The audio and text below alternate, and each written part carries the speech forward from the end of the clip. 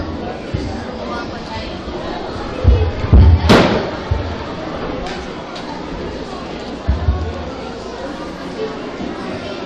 Pilipino noon at panahon ngayon ni Presidente Manuel L. Quezon.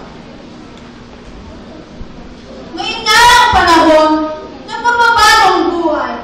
Iniminhing kaularan, iyak ang makakamtan. Ang lakas ng isang bansa ay nasasali sa katauhan ng mga mamamayan. Ang isang bansa ay hindi maaaring humigit o kumulang sa kanyang mga mamamayan.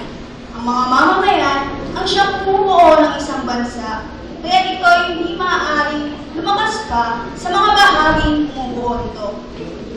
Ang kahinaan ng mga mamamayan ay pagkukulang. Ang kanilang lakas ay kapangyarihan. Ituro ninyo sa akin ang isang bansang binubuo ng matatatag at matitipunong mamamayan.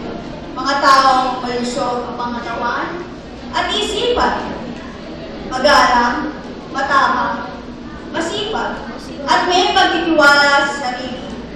Makabuluhan ang iniisip, gayon din ang ginagawa.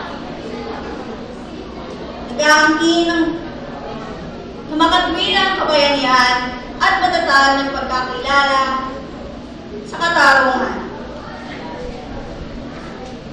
May kabutihang asal at ituro ko naman sa inyo ang isang bansang hindi maglalaho, isang bansang magtatagumpay sa mga pakikibaka sa maligalig na daigdig. Isang bansang mabubuhay sa habang panahon at makikihati sa pananagutan sa pagpapaunlad at pagpapaligaya sa sangkatuan. Ang Pilipino noon at ngayon ni Presidente Manuel